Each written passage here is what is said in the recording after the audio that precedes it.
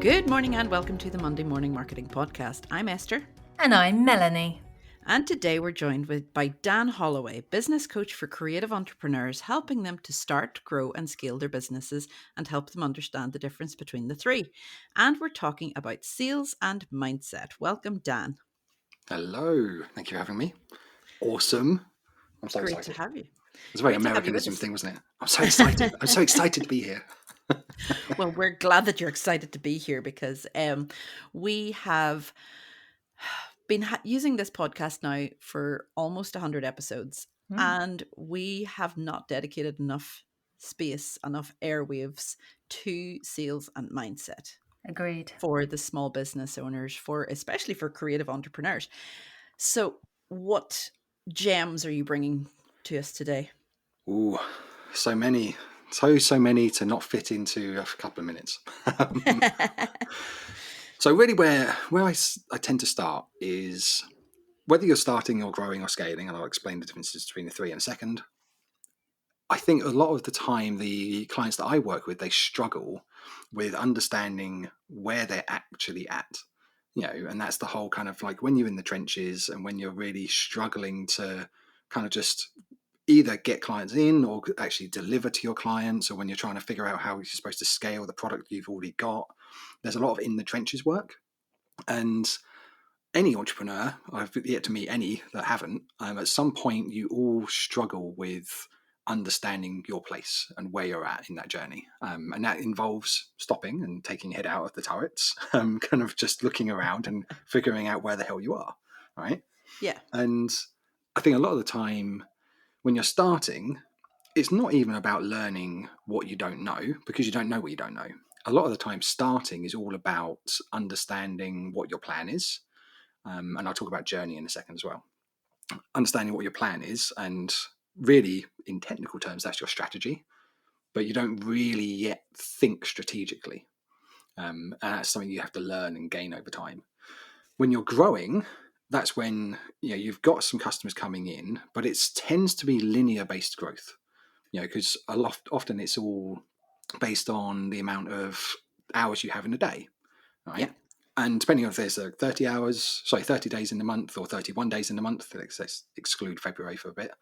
You've either got 720 hours or 744 hours in a month, right? And when do you sleep? Yeah, exactly. Considering you need to sleep, actually have a social life, eat, do those things that humans have to do behind closed doors, all that stuff, you have a finite amount of time. So growth tends to be very linear, and it's most often than not linked directly with time.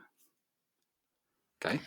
It's interesting you mentioned linear, because our last guest actually mentioned linear making. She was saying, FOMO can be quite linear as well. It seems to be the key word of today's marketing spiel, I suppose. Is this becoming a trend? Is this something that we have to accept as the way forward for marketing, as it's linear platforms? Actually, I say it depends. So I see linear as steady progressive growth over time. I see exponential, i.e. scale. So growth is linear, scale is exponential, right? Okay. So exponential growth is that kind of exponential curve, the kind of the hockey stick as it's described. Mm-hmm. And this is again where a lot of businesses struggle. Often people are told in the entrepreneurial world, you need to have a scalable product, you need to scale your business, you need to scale your revenue, you need to do this, you need to do that. And a lot of the time that's just not the case. That's not true. Because if you have a lifestyle-based business where actually you want to do hourly-based work, you're earning a decent income, you're not interested in potentially exiting to venture capital or kind of like going crazy scale, then actually linear growth, if you're a lifestyle type of business, is actually a very good thing, because it's just steady progressive growth over time. And that's exactly where you want to focus yourself. And if you start focusing on scale, then actually you detract yourself away from the business you actually have and the business you want, right? And If you want to have a scalable business, on the other hand, then actually that's more high volume. That's less customer interaction. That's detaching yourself from hourly based services kind of style products and more into digital products or scalable products. It's a completely different mindset, completely different type of business. So, I mean, to answer your question, I think the terminology of linear is a buzzword that a lot of people are using at the moment. Very few people actually understand what it actually means in the context of business and what it actually means in relation to the business they want to grow. And that understanding the difference between growth and scale, linear and exponential, when it comes to mindset as well, the shift that makes in your brain, you're like, so actually, all these people are telling me I need to have a scalable business. I don't want a scalable business. And immediately you don't have to focus on it. Well, seeing as Esther took up so much at the beginning of the podcast, I'm going to ask another question now. Go back and listen. I did not. That was all just Dan's intro. I'm sorry, I'll have a shorter intro next time. Okay. So what I wanted to ask now is, you particularly work with creatives, and before we started recording, I went brave you.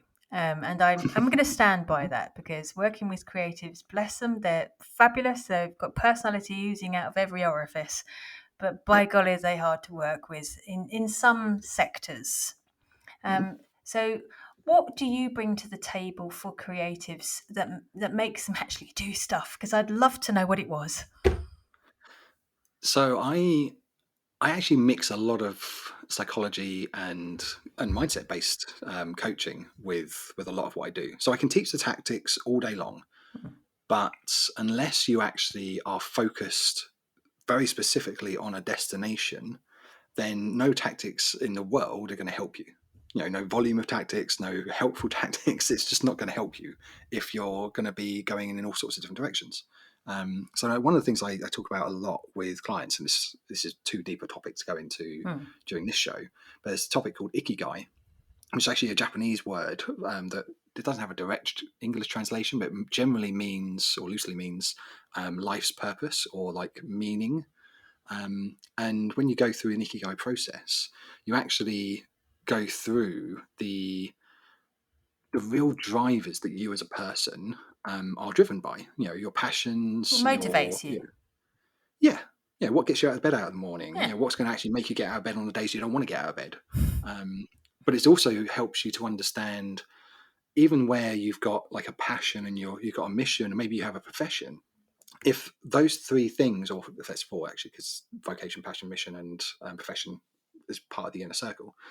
But when they all mesh together, they need to all mesh together, because if you can't be paid for something, but you have a passion in it, then you never have a business, because people aren't going to pay for it. But equally, it's just a hobby. But equally, if someone's going to pay for something, but actually you're not passionate about it, you're going to get bored after a couple of years, maybe a few months, and your business is going to fail. So a lot of the time I work on the real deep motivator type of style elements of someone's personality before I even start talking about business, because that's what keeps them going. And creatives, I found, when you work with them on that level, actually they become very easy to work with, because when they are focused on something they're passionate about, nothing else matters. But when you try and feed them all the strategies and tactics in the world, none of which they really kind of care about because they're passionate about this one thing, actually not going to listen. But equally, and very similarly, I've worked for years with startups in venture capital and private equity backed worlds. I think my biggest business was, I was on the senior management team of a business that we went through a 9-figure exit process. Like real crazy stuff. And even when you work on that level, it's no different to working with like solopreneur e-commerce businesses. The challenges they tend to have is actually they look at people more like numbers than humans, and they end up dehumanizing their entire business. So actually you've got to teach empathy to the funnel hackers, and you've got to teach funnel hacking and business to the creatives, because they're just different ends of the same kind of paradigm, if that makes sense. Yeah. So basically talk to them on a level that they understand. On whatever level, whether you're talking to the creatives or the venture capitalists, it has to be where they're at. I mean, if you're talking to funnel hackers about sales, you talk about like psychology and ethos and pathos and logos, and you kind of go into the real deep psychology level side of things, because it's a framework to them, and they have to understand in that kind of almost logical sense about how to sell.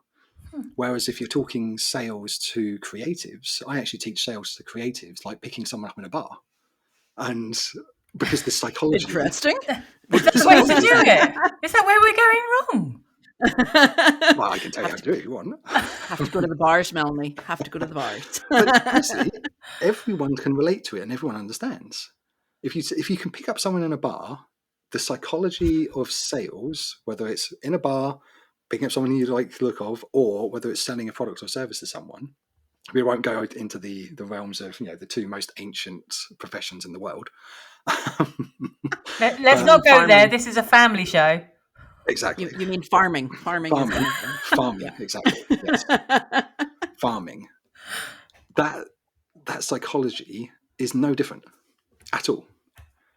So I mean, let's talk about funnels, and let's talk about selling one-to-one services. Let's say coaching, not other services, obviously. Curious. Let's talk about that. But the process, you basically have to engage someone and get their attention. You then have to hook them with some kind of an interest. You then ask permission in some form to actually start a conversation with them, small talk. You deepen that relationship, you deepen that connection on an emotional level, on a logical level, and then you make an ask, the ask being some kind of a conversion, right? And that's the sales process that you go through as a human. Now, that as a funnel hacker looks something like downloading a PDF, which is like an ebook or something. That ebook is on a page that has a hook, some kind of title that entices someone who is interested in that topic to click on the PDF. They download that. That's actually them accepting permission. So they've hooked, they've sought permission, they've gained permission, they've downloaded the thing. Reading the ebook connects with them on an emotional level and logical level, and then ask them to book a call. That is like funnel hacking 101. Okay. Whereas if you're in a networking event and say, for instance, you saw a speaker up on stage and you're really interested in them and you really think you can actually help their business, then you catch their eye from across the room, right? You might do a hair flick if you had hair. I don't have hair. Oh my God, here we go. But you catch their eye, you go up and say, great talk, really enjoyed it. What's your thoughts on blah, blah, blah? Really interested to know. And if they say, sorry, I haven't got time to talk about this at the moment, I'm just about to go into a meeting, you say, yeah, no worries, maybe see you again sometime. And you swing it back around. That's like a metaphorical kind of nurturing pile. If they say, yeah, sure, and you say, oh, do you want to grab a coffee? Maybe sit down. And if they say yes, you seeking permission, then you connect, start a conversation, connect emotionally, connect logically, then you make an ask. The sales process is exactly the same. See? So where do people get stuck? Where do people get stuck in the sales? Because they fear. Yeah. So I was just going to say, rejection. You mentioned the word sales as like, go cry in the corner. Why do most people not pick up someone in a bar? If they're single, if they're lonely, if they really want to meet someone, why do they not do it? Because they're fear of rejection. They have a fear of putting themselves out there. They have a fear of what they're going to show up like. They have a fear about what other people are going to think. Exactly the same as the fears you have going into a sale. It's exactly the same.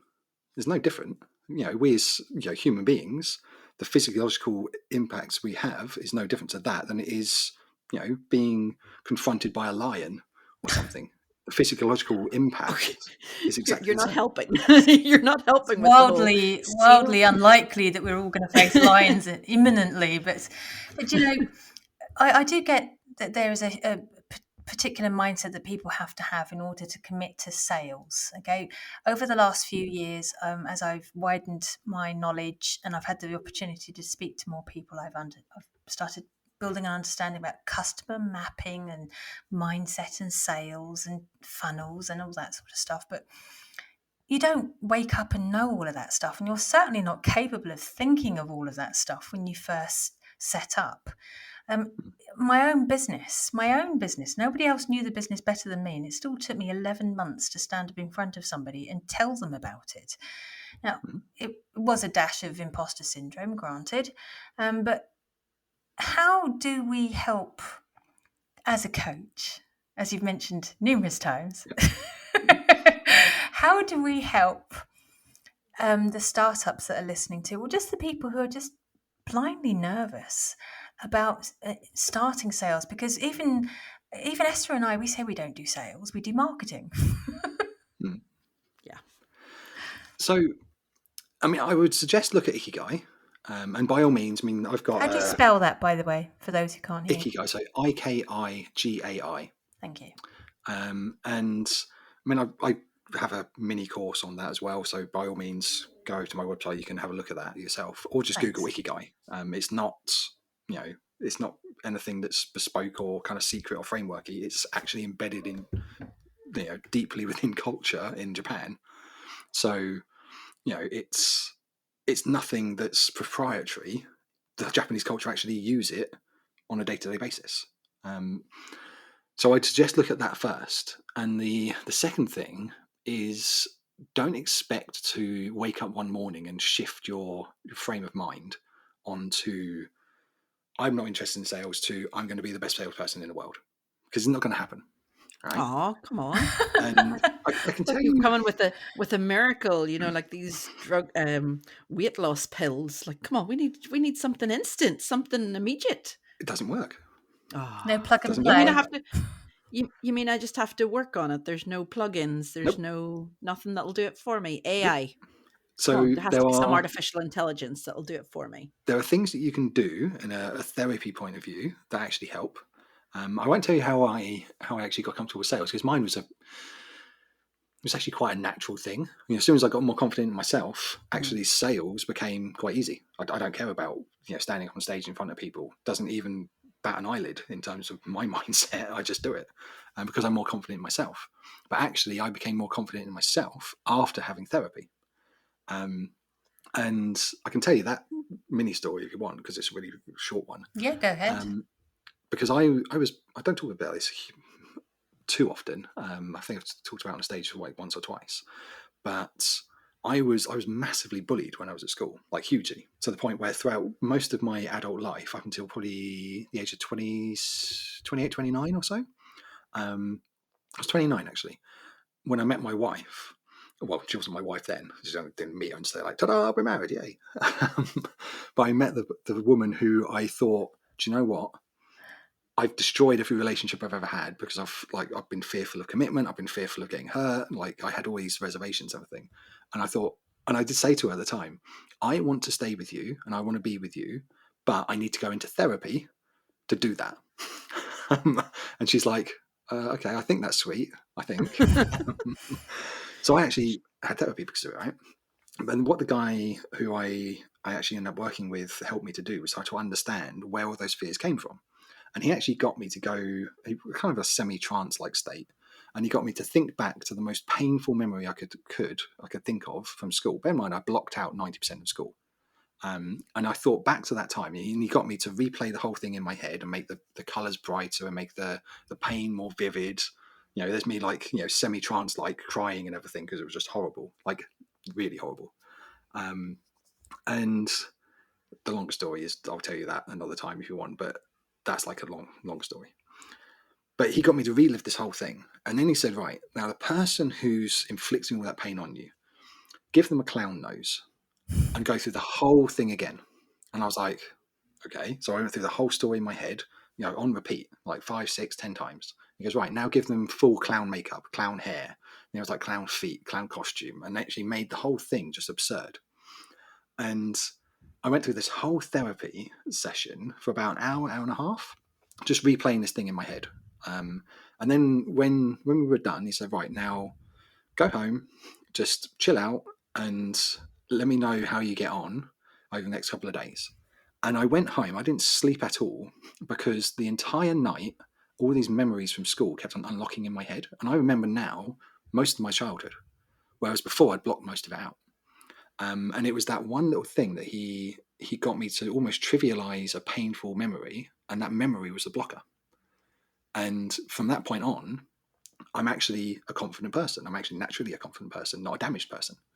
And if that hadn't have happened, I wouldn't be able to stand up on stage. I wouldn't be able to do, podcast interviews like this. I wouldn't be able to sell to people because I worked with someone to actually unlock the blocks. But it doesn't happen overnight. Well, no. Yeah. And there was obviously associated trauma with it as well. Do you know, it reminded me, as you were describing that, of a boggart from Harry Potter, when you're going, ridiculous. Do you remember that? I'm not a Harry Potter fan. I don't remember the character, but I do remember the name. But I can't picture it. I'm shocked. There's loads of people listening to this podcast right now going, how can you not remember that?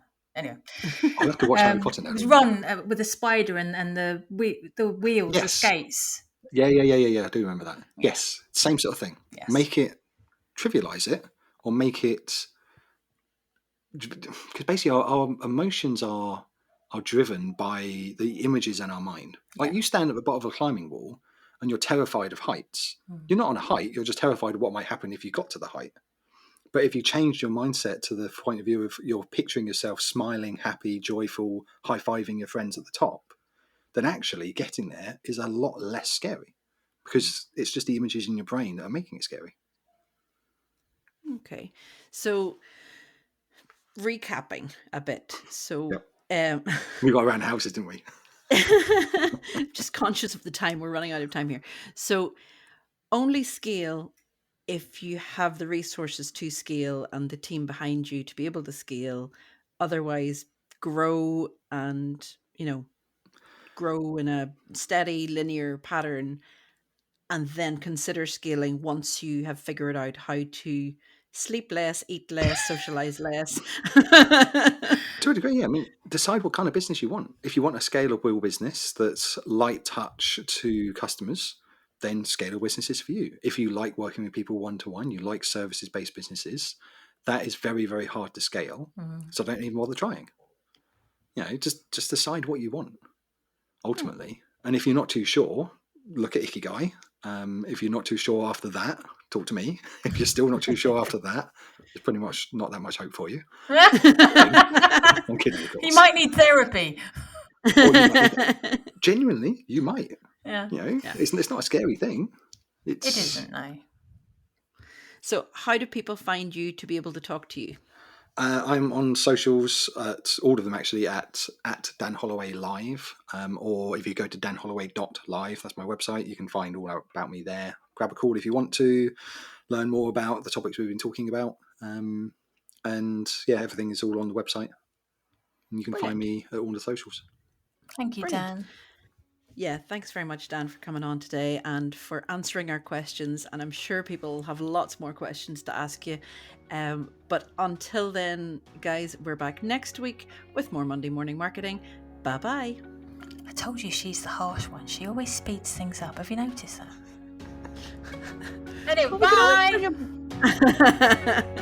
We can always bring them back another day, Okay. Like, so much left to talk about. Okay. Till then, bye. Bye, everyone.